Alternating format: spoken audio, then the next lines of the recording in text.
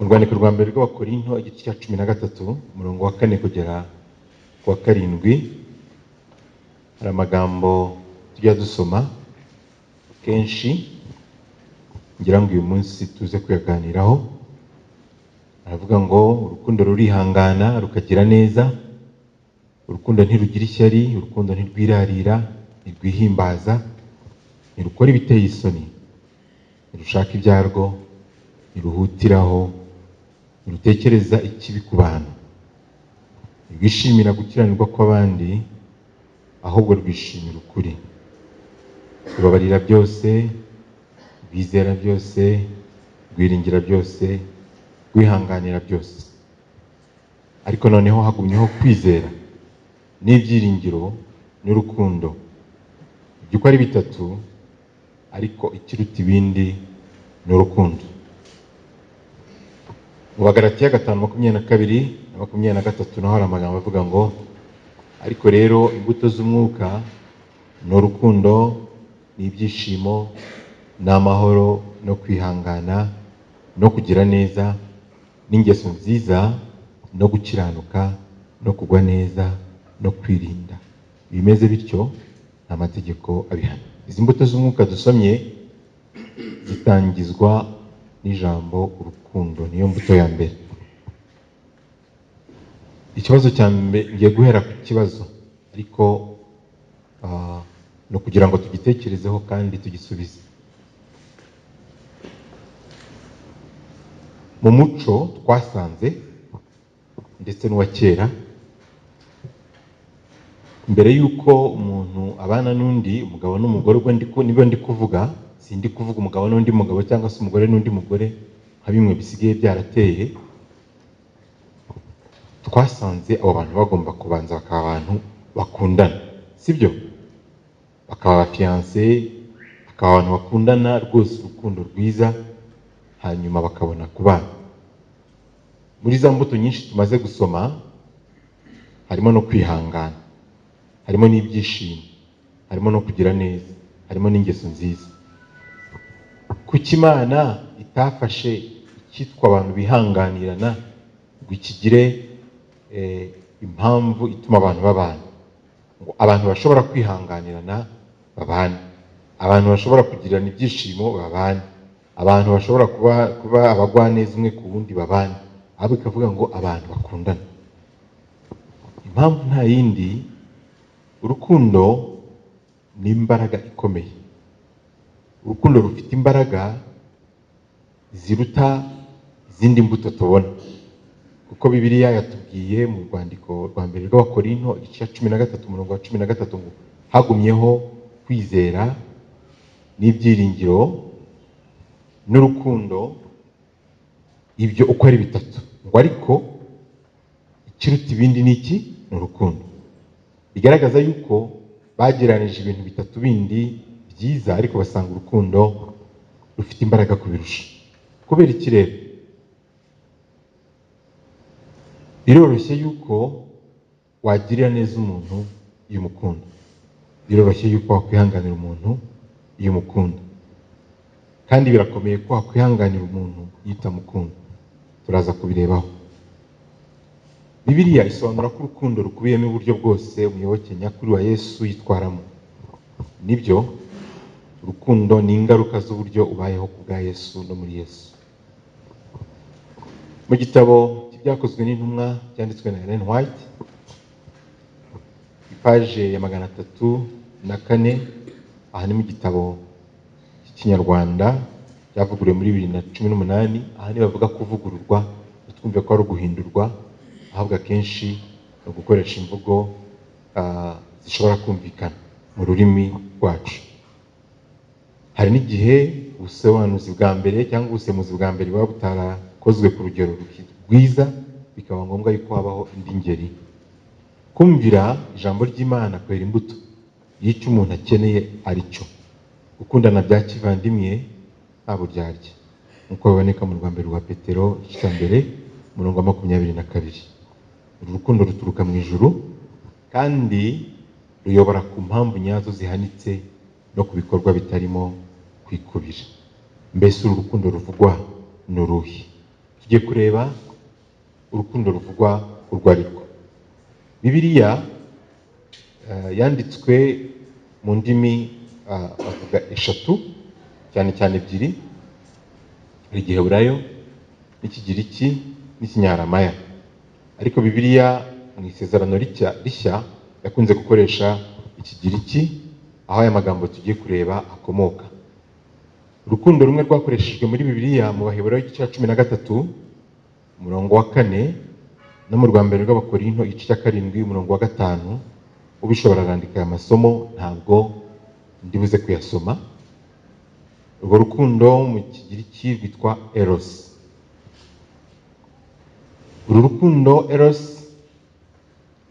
ni urukundo rushingiye ku gukururana kw'imibiri hagati y'umugabo n'umugore, kandi niho hava ijambo mujya mwumva ngo erotique, amour erotique.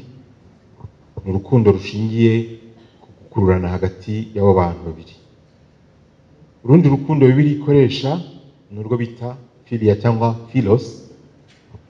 Ni urukundo rwa kivandimwe cyangwa se mu buryo bwa gicuti. Ubucuti n'urukundo ni amagambo abiri atandukanye, tuzabibona nabyo mu cyigisho hari kizakurikiraho. Uru rujya gusa n'uru bita storge. Bibiliya yabikoresheje mu buryo bitandukanye mu Kigiriki, storge na philos, ariko bifite ubusobanuro bumwe. Nabyo ni kimwe n'urukundo rw'abo muryango. Urundi rukundo Bibiliya ikoresha ni urukundo rwitwa agape.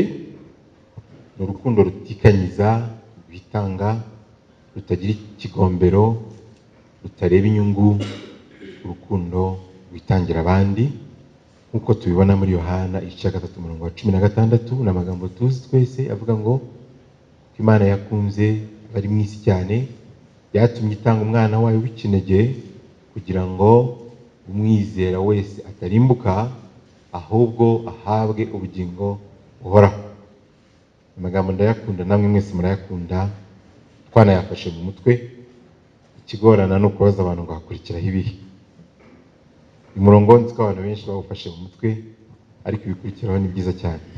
Biravuga ngo kuko Imana itatumye umwana wayo w'ikinege kuza gucira abari b'isi nk'iteka, ahubwo Imana yabikoreye kugira ngo abari mu isi bakizwe nawe. Uru rukundo bita agape rero ni urukundo Imana yakunze abantu, ariko kandi ni rwo rukundo abakristo bakunda Imana n'abandi bantu. Ni urukundo rwisumbuye hejuru y'izindi nkundo zose.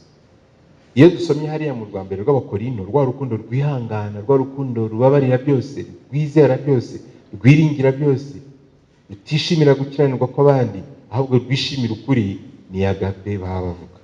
Kandi iyo agape abana b'Imana babasha kuyigira. Urukundo rero ni ikintu abantu bakoresha mu buryo butandukanye. Mu Kinyarwanda cyacu turukoresha ahantu henshi, aho wumva bikwiriye naho bidakwiriye. Umuntu akavuga ati nkunda mama wanjye, umubyeyi ati nkunda umwana wanjye, umukristo akavuga ati nkunda uriya mu diakoni, umuntu akavuga ati nkunda kurya, umuntu akavuga ati nkunda gutembera. Byose ni ugukunda, ni ugukunda. Munumva ko ari ijambo rikoreshwa mu buryo butandukanye kandi ubasha kugira ubusobanuro butandukanye. Kandi urukundo rero rutuvuga rugira inkomoko, ruravuga. Urukundo kandi rurandura nk'indwara, umuntu abasha kwanduza undi urukundo. Urukundo kandi rurakura, urukundo kandi ruragajuka. Yewe hari n'ibintu bisa n'urukundo kandi atari rwo. Ikindi tubasha kwikundira mu bandi bantu. Ndagira ngo izi ngingo tuziteho kugira ngo tumenye, basore n'inkumi, niba icyo mufite mu by'ukuri cyangwa icyo mutegura kugira kizaba ari urukundo. Namwe bandi mubana mwitegereze, mumenye niba icyo mubana, icyo mufite muri wa mubano wanyu nk'umugabo n'umugore, musuzume murebe niba koko ari urukundo nyakuri. Kuki urukundo? Urukundo ni umurungo ukomeye, rukwiriye kurindwa, rukwiriye guhoraho hagati y'abantu biteguye kubana akaramata, nk'uko twabibonye. Urukundo rero ruravuga. Urukundo rugira intangiriro. Si buri gihe abantu babiri bahura ngo bose bahite bakundana, keretse hari ibyo bajya bavuga, sinzi nibibaho, ibyo bita ngo ni coup de foudre, hahandi abantu babiri bashobora guhura bagakubitana amaso, umwe ati nagukunze, undi nawe ati nanjye nuko nagukunze. Ibyo bintu ngo bijya bibaho, abantu bagahurira nko mu birori, umusore n'inkumi bagakimbagirana, umwe agataha yakunze undi, undi agataha yakunze undi. Si kenshi ariko sinzi niba bibaho, ariko bishobora kuba bibaho. Ariko ubundi akenshi urukundo ruravuka rukagira umuntu rutangiriraho, hanyuma rwamara gutangirira kuri uwo muntu, igihe kikazagera n'undi akarugira. Hari ikibazo bigeze kumbaza, nari nagiye kwigisha abasore muri kaminuza, ubwo ndagira ngo ahari ikintu kivugaho kugira ngo tunafashe abasore n'inkumi. Bigeze kumbaza bati se ni buri gihe umuhungu ariwe ugomba kubanza gukunda umukobwa akabimubwira? Barabimbajije bati se umukobwa waramutse yikundiye umuhungu yakwemera akabipfana pe akazemera kwakira badakunze, kandi hari undi muntu akunda mu mutima we?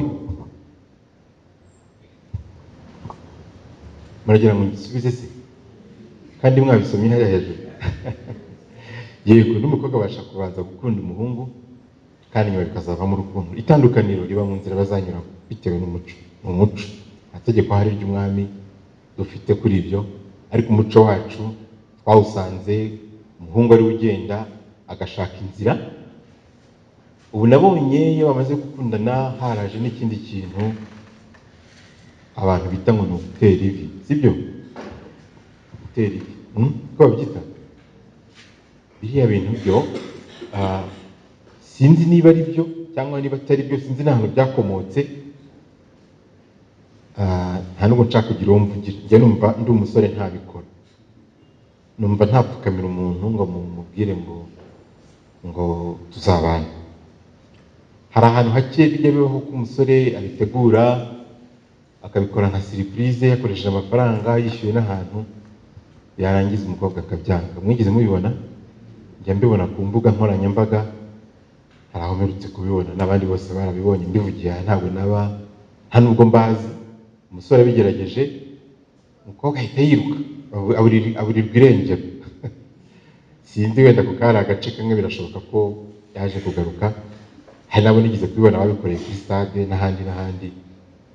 Ibindi byose simbirwanije, ariko gupfukama tubizi nk'umuco ugaragaza kwicisha bugufi, ariko cyane cyane imbere y'Imana. Ubwo rero kubikora nk'umuco wo gupfukamira umuntu kugira ngo umubwire ko muzabana, ukamusaba imbabazi kuri ruriya rwego, numva ahari niba ntibeshya atari umuco w'abakristo.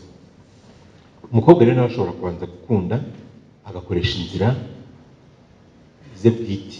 Ibi simbibigisha kuko basanzwe babikora, sibyo? Basanzwe babikora, nuko wenda bagira ngo bumve ko nanjye nabyumvaga nk'aba, ariko bafite inzira bacamo buhoro buhoro, bikazarangira abasanzwe babivuga aribo bahungu aribo babivuze n'ubundi. Ese urukundo ruvuka gute? Ruvukira hehe? Ruhuza nde nande? Akenshi urukundo rwacu rukunda kuvukira muri ba bantu batuzengurutse. Aha ndagaruka ku cyigisho twahereyeho cyatubwiraga ngo niwigira igikoresho cy'izahabu, niwemera gutunganywa n'Imana ugahinduka igikoresho cy'izahabu, uzaba uhagaze hagati y'amazahabu. Haba hari amahirwe menshi y'uko uzahakura zahabu. Bene data, ntawe muntu n'umwe mbabujije kubana nabo, ariko mujye mutinda ahantu h'agaciro. Birashoboka ko waba ahantu hose ariko ujye utinda ahantu h'agaciro, sibyo? Kuko iyo utinze ahantu h'agaciro gake bishobora kurangira uhakuye ibindi bintu by'agaciro gake. Aha nizere ko twumvikana neza, sibyo? Nimugira amahirwe bakobwa b'Imana, abahungu b'Imana, ndababwiza ukuri ntibeshye yuko nta kintu cyiza kiba ku isi nko kugira Imana mu buzima bwacu. Nta na kimwe. Ntabwo ari ukugira amafaranga, bitanga umunezero ariko udatunganye. Ariko iyo ugize amahirwe ukaba mu buzima bwo kwizera, ukaba umukristo, ukabarirwa mu itorero kandi ugahagarara ku byo wizeye, uba ufite amahirwe menshi yo kuzahahurira n'abahungu n'abakobwa bafite indangagaciro za gikristo, abagabo Imana izagutoranyirizamo. ariko numanuka mu kibaya n'Abafilisitiya naho uzahasanga abageni nabo babayo, ndetse uzahasanga n'abasore nabo barahaba. Rero urukundo rushobora kuvukira aho ariho hose.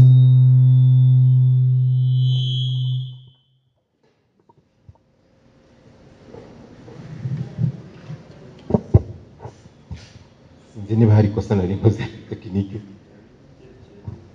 Yego, nari ndi kuvuga rero urukundo rushobora kuvukira aho ariho hose. Rero biterwa n'aho dutegura, biterwa n'aho dutinda, sibyo? Biterwa n'aho dutinda. Hari umugani sinzi niba mu Kinyarwanda ariko muzi mu Gifaransa uvuga ngo nyereka uwo mubana ndakubwira uwo uriwe, sibyo? Umuntu mubana biroroshye ko yatuma umuntu akubwira uwo uriwe. Rero urukundo rwawe rushobora kwerekezwa n'abo mubana, rushobora kwerekezwa n'aho utinda. Uko urukundo ruvutse n'aho ruvukiye ni ibintu by'ingenzi bizatanga iherezo ry'urwo rukundo. Hano hari amagambo ari mu mutuku mwabonye avuga ngo iherezo ryacu ni igiteranyo cy'amahitamo yacu. Iherezo ryanjye nawe niba ari ukujya mu ijuru cyangwa kurimbuka ni igiteranyo, ariko tuzajya mu ijuru, nicyo twizeye, nicyo cyatuzanye aha ngaha. Kuzajya mu ijuru kwacu ni igiteranyo cy'amahitamo yacu ya buri munsi, ku tuntu duto twose. Kwa kundi uhitamo bifite ingaruka ku iherezo ryawe. Tumaze iminsi twiga ibya Yakobo na Esawu. Yakobo ni igitegererezo cy'umuntu umwe wakundaga guhitamo neza, wakundaga gukurikira ibintu byiza. Nubwo atari cyo nari nagennye kuvuga, ariko reka nkivugeho gatoya. Yakobo nubwo yiswe umuriganya, yabaye umuriganya n'izina rye niko ryavugwa, ariko kuri we ugereranije n'umuvandimwe we, icyari kumubera cyiza ni ukwirengagiza imboga n'ibishyimbo bitukura akabona umugisha. Ko guhitamo hatabayeho uburiganya ubundi, ubwo niko guhitamo kwiza. Kuri Yakobo yabonye marayika bagakira. Yakobo arahitamo kwemera imbaraga zende kumushiramo, ariko determination ye, kwa kwiyemeza kwe, birangire umugisha wubonye kuri marayika. Yakobo kandi niba agiye gusaba Rasheli, akamara imyaka 7 bakamuha Leya, Yakobo yaje gushaka Rasheli, azongera yemera amarindi imyaka 7 ashaka Rasheli. Murumva umuntu ukuntu yarazi guhitamo. Ikintu yashakaga Yakobo yaragikurikiraga ku rwego rwose. Ubwo tuze no kujya kwa Labani uko byamugendekeye, yaremeraga karagirana imbaraga zose, bakamushyiriraho ibihugaga bari byo azatoranyamo, ariko umugisha ukamukurikira kuko icyo yajyagamo cyose yagishyiragamo imbaraga. Iherezo ryacu ndababwiza ukuri n'igiteranyo cy'amahitamo dukora. Yakobo rero yabwiye marayika ati sinkurekura utampaye umugisha. Ukuntu byaje kumugendekera rero, ubwo yakiranaga byarangira abwiye ngo uhereye none uhawe umugisha, ntukiri Yakobo umuriganya, ahubwo witwa Isiraheli, ubwoko bw'Imana. Murumva ukuntu amahitamo yacu ajya agira uruhare mu byo tubona. Dushaka amahoro tuyakurikire, dushaka ibyiza tubikurikire, byanze bikunze tuzabona iherezo ryiza. Dushake ibyiza tuzabibona. Urukundo rurandura rero uko twabibonye. Basha gukunda umuntu kuko nawe agukunda, natwe ubwacu dukunda Imana. Biratubwira ngo turayikunda kuko yabanje kudukunda. Urukundo rw'Imana ni rwo rutwokoza, ni rwo rutwanduza kuyikunda. Ariko kandi impamvu iki tugomba kucyitondera, abasore n'inkumi bakwiriye gusuzuma wa wundi wagukunze. Ukimubona akubwiye ko yagukunze, nawe wamukunze ahari. Cyangwa se muri wa muco wa gikobwa wijijisha ugutireka ngende ngiye kubitekerezaho, yapfa kurenga gusa ugasimbuka ukabyinira ku rukomo. Ibyo mvuga birumvikana. Ukaba umukobwa ukavuga reka ngende ngiye kubitekerezaho, yapfa kurenga ukavuga uti Imana ishobora byose, nakwanga ibi nkareka ibi. Abenshi iminota 30 aravuga ati burya nabitekerejeho kuko bavuga ati nshobora kurangana nageze ejo ngasanga byabwiwe undi. Yego, ubu byaroroshye, ntabwo mutegereza ejo, ka telefone karahari tumwohereza ka message kamubwira uti byagiye abikubwiraga ambwira uti ngiye kubitekereza, ariko mu gihe mbitekerezaho mpaye akanimero kawe. Hari igihe rero abantu bandura ikintu kitari urukundo. Wabonye umusore, uri umukobwa, wari warihuriye n'ibibazo urakubitwa. Icyo ni ikinyarwanda, ndi gukoresha ikinyarwanda cy'urubyiruko. Wagenze n'amaguru imyaka myinshi cyane, uhuye n'umusore wiguriye ivatiri nziza, uvuga uti jyewe ntabwo nazakora, sinaba umukobwa ugenda n'amaguru nzabe n'umugore ugenda n'amaguru. Icyo gihe hari igihe amaso yaba yirutse akareba ikindi kintu, ukaza kubyitiranya n'urukundo, ukandura ikintu kitari urukundo. Sibyo? Ukwiriye gusuzuma icyo wanduye niba ari urukundo koko. Ariko se wabwirwa n'iki cyari urukundo? Niba amarangamutima yawe n'umutima wawe bikubwiza ukuri, uzabimenya. Yesu nawe yahuye n'ikibazo nk'icyo ngicyo. Abantu bigeze kumukunda urukundo rw'urumamo bamubeshya, ariko basanga ntabwo abeshywa.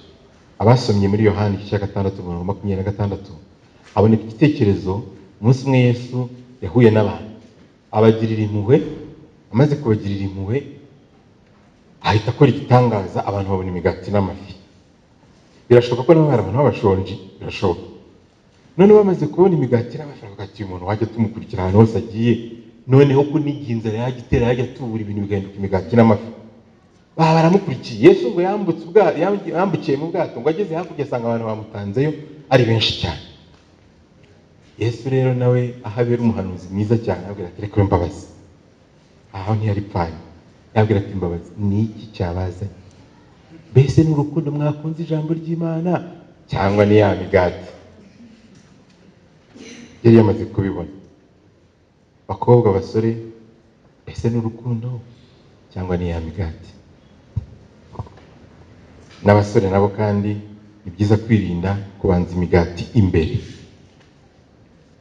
Hari igihe abantu bareba bakabona birajyanye, ati kabisa uyu muntu ndabona bijyanye rwose, byavamo. Turenda kureshya, dukomoka karere kamwe, ngewe ndi igikara we n'inzobe, twese twambara amarinete. Iyo urukundo rwajemo ubuhumyi, n'ibyo abantu barabireba. Sibyo? Dufite ibintu byinshi duhuriraho, turaganira tugahuza, ibyo bita compatibility. Hanyuma abantu bakabasha kubyitiranya n'urukundo, bikaba byanakomeza bikagera no ku mubano, ariko bishingiye ku rukundo rudahagije. Hari ikindi kintu kiri rusange gikunda kwitiranwa n'urukundo. Nakunze kubibona, ariko n'abanditsi bagiye babyandika. Umusore abasha kubona umukobwa, akabona n'umwana kuko ufite ikibazo mu buzima, ni umwana mwiza ariko yahuye n'ibibazo byinshi cyane, akaba inshuti ya hafi, akajya amugira inama, hanyuma akumva afite n'umutima wo kuba yamufasha rwose, ikintu cyose cyatuma ava muri iyo mibabaro yakimufashamo. Igihe kikagera, ibyo bikabyara igisa n'urukundo, ariko atari urukundo nyakuri, ahubwo ari impuhwe, ari ibambe yamugiriye. Ibi birumvikana? Ari impuhwe yamugiriye, ari ibambe yamugiriye, ariko mu by'ukuri yaramurebaga akabona mu by'ukuri amufitiye impuhwe, ariko mu by'ukuri si we muntu yumva akundishije umutima we wose. Ibi nabyo bishobora kuvamo urushako, abantu bagatahana, ukagira ngo nibyo. Akenshi rero tujya twibeshya duhere kuri ibyo. Urukundo kandi ni ikintu gikura. Urukundo rurakura. Iki kintu bita in love experience mubona hariya, ntabwo ndi buze kukivugaho, nzakivugaho mu cyigisho gitaha. Ariko urukundo rurakura. Urukundo kugira uko ruvuka, umuntu akarwanduza undi, hanyuma urukundo rukagenda rukura, uko iminsi ishira ukumva wa muntu urushaho kumukunda. Ndetse n'ababana, tuzabibona mu cyigisho gitaha, n'aba bantu babana nk'umugabo n'umugore, uzasanga abantu b'abakecuru n'abasaza bakundana cyane.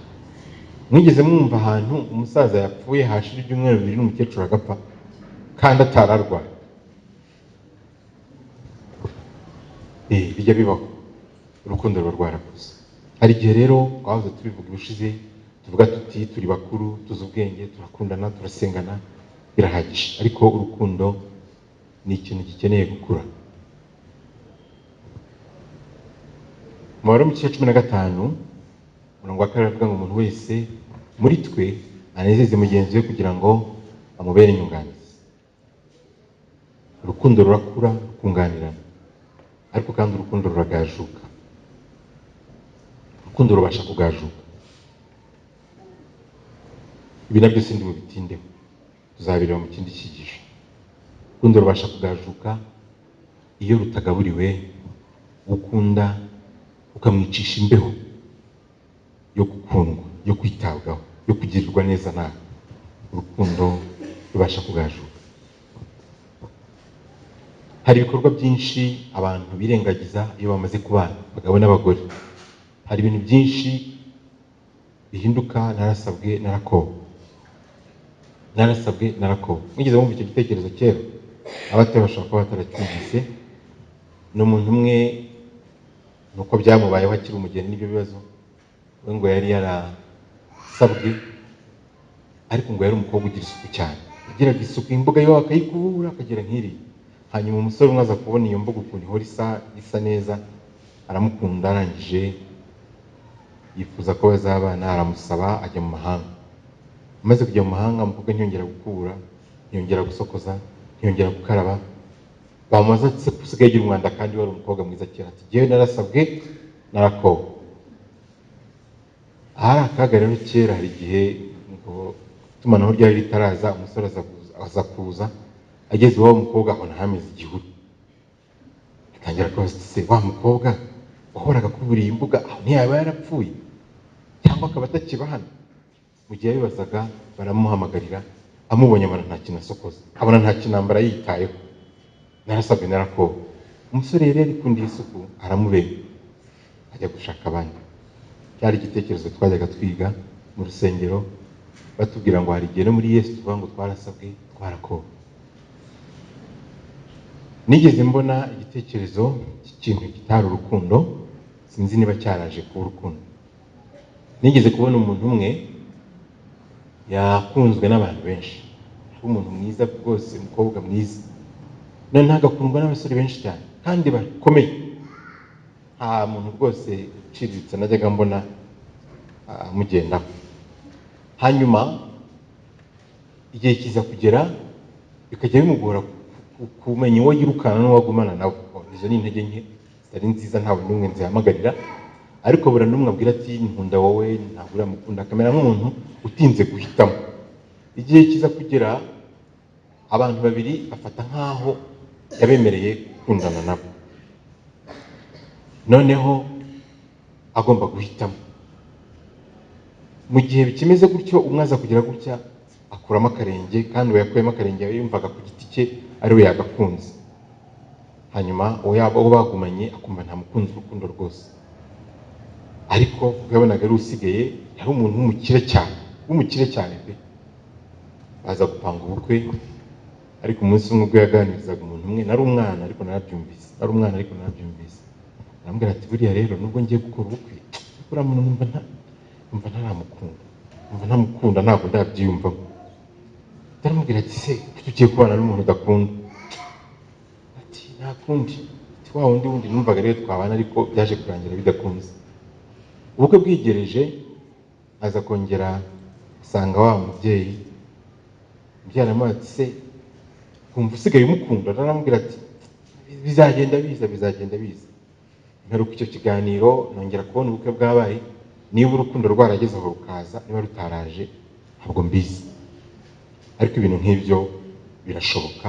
Niyo mpamvu tugomba gusuzuma niba mu by'ukuri icyo dufite ari urukundo nyakuri. Urukundo rubasha rero kugajuka, cyane cyane rwa rukundo twabonye bita eros, rwa rukundo rushingiye ku marangamutima, rwa rukundo rushingiye ku gukururana, rwa rukundo rushingiye ku bigombero bya muntu. Abantu rero bakundana bagomba kwirinda inzibutso mbi, amagambo aremereye, ibikorwa bibi, abasha kwihanganirwa, abasha kwibagirwa. Ntabwo urugero se nk'umuntu upfuye mugenzi w'umusatsi, umugabo agapfura umugore w'umusatsi, murabona iriya shusho. Mu by'ukuri ibyo ni ibintu by'inzibutso mbi bishobora gutuma urukundo rugajuka, ukumva utazi icyo ufitiye umuntu icyo ari cyo. ziriya nkundo zindi zose twabonye za kimuntu, ziriya nkundo zose twabonye za kimuntu, ndagira ngo mbabwire ko zigira ikigombero. Mwari mubizi? Inkundo za kimuntu zose zigira ikigombero. Duhereye ku rukundo bita eros, turaza kubireba, rugira ikigombero. Tugiye kuri rwa rukundo bita filia cyangwa philos, rugira ikigombero. Rwa rukundo umubyeyi akunda umwana we, burya narwo rugira ikigombero, ruba rufite condition, sibyo? Umubyeyi akunda umwana we, ariko ntabwo akunda umwana we nk'ukunda abandi bana bose. Mwese mwigeze kubona ibintu bisa n'ibingiye kubabwira. Mwajyaga mubona abana barwana, abana batoya bafite imyaka 6-7, utwana tukarwana tukagundana, hantu usanga abana bari kwikurunga hasi. Iyo umubyeyi aje gutabara, iyo aje yirukanka, abanza kuvana umwana we hasi akamushyira hariya, agasigara atonganya kakandi kandi. Ntimwamibonye namwe ibintu nk'ibyo ngibyo? Bigaragara yuko mu muntu habaho urukundo rw'ikigombero, no ku mwana we amukunda cyane kuruta abandi kuko ari we nyine. Si ikigombero se? Icyo nacyo ni ikigombero. Ku basore n'inkumi, ku bagabo n'abagore, naho turaza kureba uburyo ki urukundo rwabo rubasha kugajuka. Urukundo rutagajuka rero nirwo bita agape. Urukundo Imana yadukunze nta kigombero na kimwe. Urwo rukundo rutarimo ikigombero rukomeza gukunda na wa wundi watakaje uburanga twamushakanye, naho yaba yatakaje umutungo twamushakanye, nubwo yaba yahindutse mubi, dukomeza kumukunda. Urwo rukundo ruba kuri kamere nshya twokozwa n'Imana. Reka mbabwire ngo ababyawe n'Imana bahinduka ibyaremwe bishya. Kandi iyo duhindutse ibyaremwe bishya, nubwo twese tugira eros, rwa rukundo rwo gukurugana hagati y'umuntu n'undi, ariko rwinjirwamo n'urukundo rw'Imana. Ndababwiza ukuri ko urukundo rw'Imana rwitwa agape, iyo turi abana b'Imana rubasha kwinjira mu buzima bwacu, urukundo rwacu rugakomera kurutaho, bityo ntirugashuke. Niba wari wa mukobwa washatse kubera gukurikiye ikintu runaka, niba wari wa musore wakurikiye iki ngiki, ukumva urukundo rwawe ni urukundo nyakuri. Urwo rukundo ruboneka muri Yohana 3:1 rwa Yohana. Nimurebe urukundo ruhebuje Data wa twese yadukunze, rwatumye twitwa abana b'Imana, kandi niko turi. Nicyo gituma ab'isi batatumenye kuko batayimenye. Niko turi, duhinduka abana b'Imana. Buriya mu by'ubuzima, umubyeyi wese agira ibimenyetso ashyira mu mwana we biranga ko umwana ari uwe, ibyo bita ADN. Mujya mubyumva? Test za ADN.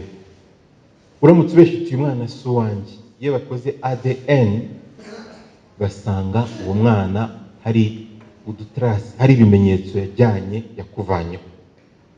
ADN ishobora gukurikirana umuntu no kugera kuri sekuru 10-20 byose, kagenda hari akantu kagaragaza yuko uyu mwana afite inkomoko iwabo. Imana rero dufite ADN y'Imana. Haleluya. Dufite ADN y'Imana. Wabasha kudupima turi abana b'Imana, adusangamo ADN yayo, idusigamo ibimenyetso, idusigamo udutrase tw'uko dukomoka ku Mana. Ngo nicyo gituma ab'isi batatumenye kuko batayimenye. Urwo rukundo rero turukomora ku Mana. Iyo Imana imaze kuduhindura, iyo Imana imaze kwinjira mu buzima bwacu, ndabisubiramo, Imana idukunda uko idusanze, ariko ntibasha kudusiga gutyo. Ikora impinduka mu buzima bwacu. Imwe muri izo mpinduka rero Imana ikora ni uko ituvana mu rwa rukundo rw'irari gusa, rushingiye ku bintu gusa, rushingiye ku byifuzo gusa, ikaduha no ku rukundo bita agape. Tukarugira, tukabasha kurukunda abo tubana, tukabasha kurukunda abantu batuzengurutse, bigatuma bishobora kuramba. Kuko urukundo rwacu rwo ruba rwubakiye ku kintu gitoya, ikintu kidakomeye. Reka mbabwire ikintu gikomeye. Ni igitekerezo. Nigeze kubona umuntu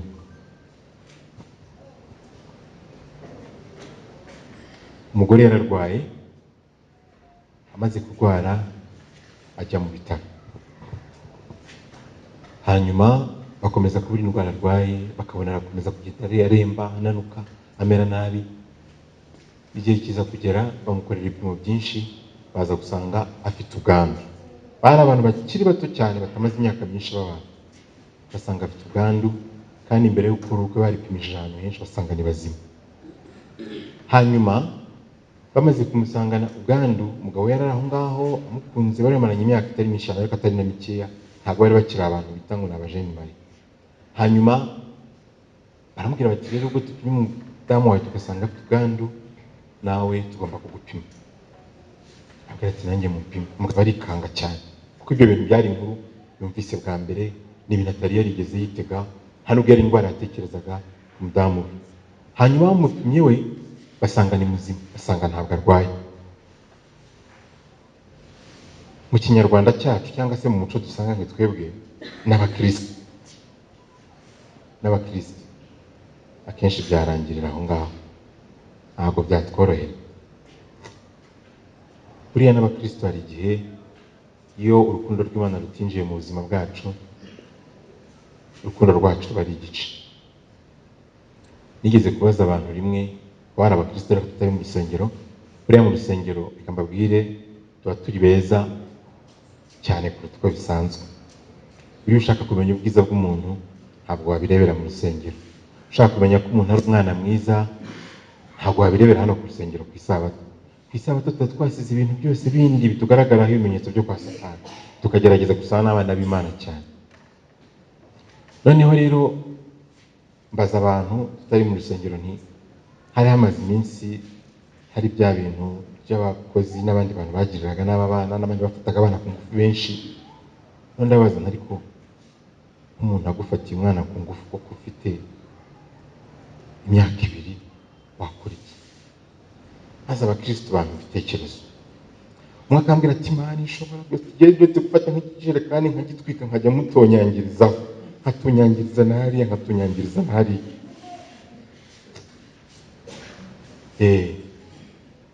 Undi wakavuga ati cyewe nabanza nkamukuramo inzara, namara kumukuramo inzara ngakuraho amano. Abakristo kandi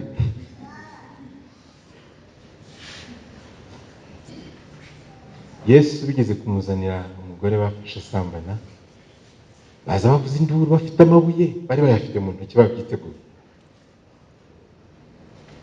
Bageze imbere ya Yesu ngo arabitegereza ntiyavuga, warangije yandika hasi. Abantu bakunda kugerageza kuvuga ibintu yanditse, bamwe bakavuga atashaka kuba yaranditse ngo udafite icyaha nabanze kumutera amabuye, abandi bakavuga ngo yanditse ibyaha byabo hasi. Ariko reka mbabwire icyo ntekereza ko Yesu atanditse ibyaha byabo, kuko Yesu ntiyazanye mu isi no kuduciraho iteka. Haleluya. Ahubwo ntekereza ko Yesu yanditse ngo, ariko ntimubifate nange mutekereze ibyanyu, ntekereza ko yanditse ngo urukundo rubabarira byose. Haleluya. Ntekereza ko yanditse ibyo ngibyo. Yangiza akavuga ati noneho utarakora icyaha nawe rubanza kumutera ibuye. Ngo abantu bacirwe urubanza, bicira imanza mu mitima yabo, hanyuma barigendera. Abanyarwanda rero b'abakristo ngo bagutonyangirizaho ikijerekani gishyushye. Ntabwo turi abakristo buriya twasenga Imana tukiriza ubusa. Uriya muntu nubwo yazajya muri gereza akagwamo akazapfa azize amategeko y'isi, ariko kubw'ubuntu bw'Imana tukaba twamusabiye ubugingo buhoraho. Si ibyo bidukwiriye abantu b'Imana? Nibyo na Stefano yakoze, si byo se? Wa mugabo rero uko byaje kugenda, abantu bari bari aho, abaganga burya baba bafite amakuru, barebye ukuntu ibintu bigiye guhinduka. Bari basanzwe bamubona ari we woza umudamu we akamwiyogereza. Ntiyemeraga na nyina w'umugore ko amwogereza umugore we, ntiyemeraga yuko hari umuntu umwambika. Yafungaga amarido akamwiyogereza, agakora isuku y'ibintu bye byose, akamugaburira amutamika. Hanyuma icyo kimaze kuba, abantu bavuga bati Imana ishobora byose, umuntu uko yari yaramenyereye ko wari umwitaho aritabwaho nawe. Igitangaje, uwo mugabo kuva uwo munsi ntiyigeze ahinduka habe na gato. Yarakomeje aramwoza, amubwira ko amukunda, amwibutsa yuko bazabana mu ijuru, amwibutsa yuko ari umuntu w'igiciro mu maso ye, kugeza umugore we ashizemo umwuka ku munsi wa nyuma. Sinzi niba mwumva icyo bita urukundo rw'Imana. Ibi ni ibintu byabaye, ntabwo ari inkuru nahimbiye, ariko yari umuntu usanzwe afite Imana. Nuko Imana itwokoza urukundo rwayo. Nyamara nyamara twebwe twatanga iki? Agape iruta eros. Urwambere rwa Korinto igice cya 13 umurongo wa 4 twavuze ngo urukundo rurihangana. Ndagira ngo mbabwire yuko eros itihangana. Uriya mugabo agendeye kuri eros yari kuba ataye uwo mugore akajya kwishakira abandi, ariko yarihanganye kuko eros rwa rukundo yakunze umugore we rwongeyeho urukundo Imana yamukunze bituma akomeza kumwihanganira. Haleluya.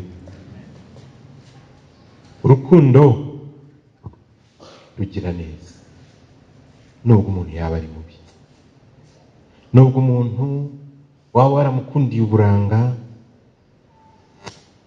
hanyuma akagira impanuka agashya bwa buranga bugapfa, iyo ufite urukundo rw'Imana ukomeza kumukunda. Nubwo umusore waba waramukundiye yuko yari afite amafaranga mwari mubayeho neza, igihe kikagera agakena, iyo ufite urukundo rw'Imana ukomeza kumukunda.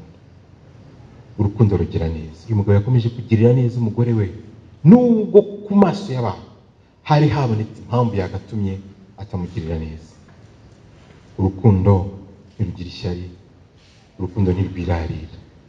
Basore bene data, bakobwa, umusore niba ajya kurambagiza agatira ivoitire, agatira inzu yo kubamo kugira ngo abone uko yirarira ku mugeni, urwasa urukundo. Urukundo ntabwo rwirarira. Urukundo rwigaragaza uko ruri. Urukundo nyakuri rwigaragaza uko ruri. Uwo muntu afite eros yonyine. Ntirwihimbaza ngo rwishyire hejuru, waza kubwira diploma adafite, aza kubwira akazi adafite.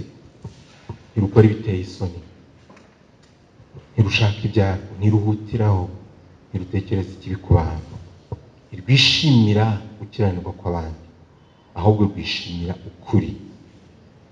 Rubabarira byose, rwizera byose, rwiringira byose. Mbese hagati y'umugabo n'umugore hakenewe kubabarira byose? Bagabo muri aho, bagore muri aho, dukeneye kubabarirana muri byose? Dukeneye kwizerana muri byose? Dukeneye kwiringirana?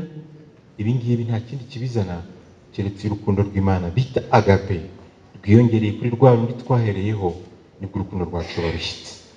Ibitari ibyo twabanje biragajuka. Bene data, dushaka Imana tuyigire mu buzima bwacu, nibwo urukundo rwacu rutazagajuka. Nibwo nubwo waba uri umukobwa mwiza, uzagera hanze uzahura n'abagabo bafite ubushobozi bwinshi buruta ubw'umugabo wawe, hanyuma bazakuratira amafaranga n'amamodoka n'amazu, ariko ku rukundo rw'Imana rwasabye mu mutima wawe uzagurutse n'abambamwe na Kristo, ariko ndiho, ariko sinjye uriho, ahubwo Kristo niho uri muri jye. Ibyo nkora byose ndi muri uyu mubiri bikoreshwa no kwizera uwankunze akanyitangira. Ntabwo rero uzaba uriho. Musore uzashaka kobwa kuko ari mwiza, nugera hanze uzasanga atari Miss World, ntabwo uzasanga ariyo Miss ku isi. Uzahabona n'abandi bantu beza cyane, uzahabona n'abandi bantu bafite uburanga bwiza baruta wa wundi washatse. Birashoboka cyane uzababona, ariko numara kubabona uzavuga uti mwagore bandi mwe, yemwe bagore bandi mwe, namwe muri beza, namwe muri beza. Ariko sinkira ikindi keretse umusaraba wa Kristo wateye iby'isi kumbera nk'ibibambwe, nanjye nkabira iby'isi nk'ubambwe. Muri beza ariko nabambanywe na Kristo. Haleluya. Izo mbaraga turazikeneye zituma tureba iby'isi nk'ibibambwe, nabyo bikatureba nk'ababambwe. Ariko dukeneye Imana kugira ngo bishoboke. Dukeneye Imana kugira ngo ize mu buzima bwacu. Ubwo twakundanye urukundo rwo gukururana gusa, kuko uriya wamubonanye uburanga ukamwikundamo, hari ikintu bita kwikundamo.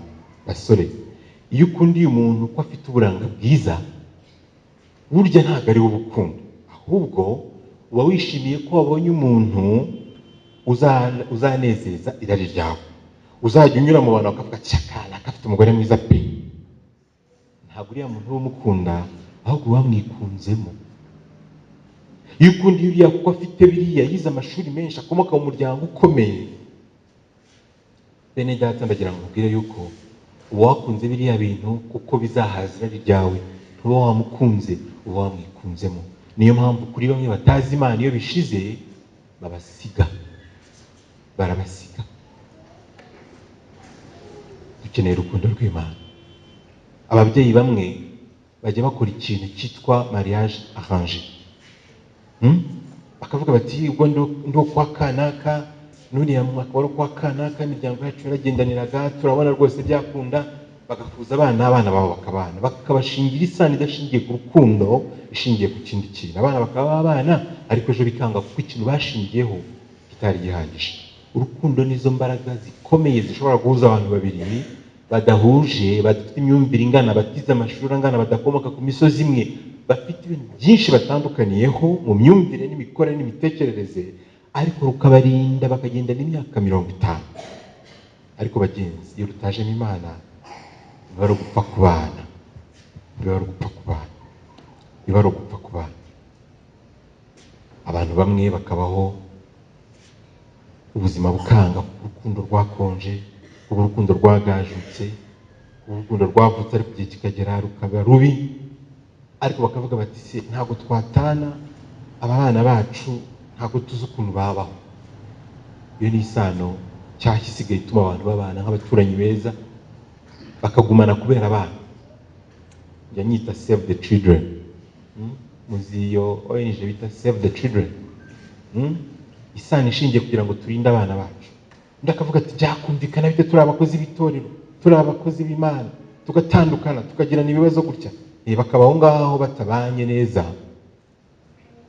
bitameze neza, ariko bakabirinda kubera ko ngo ari abantu bo mu rusengero. Reka mbabwire, twari dukwiye kurenga ibyo, tugahamagara Imana. Urukundo rw'isi rugajuka, rwamara kugajuka rukoze ibyo rushobora gukora, Imana ikaduha urukundo rwayo. Imana idufashe iduha urukundo rubabarira byose, urukundo rwizera byose, rwiringira byose. Twasomye umurongo wa 13 uvuga ngo hagumyeho kwizera n'ibyiringiro n'urukundo, ariko ikiruta ibindi byose ni urukundo. Agape iruta eros. Imana ibahe umugisha.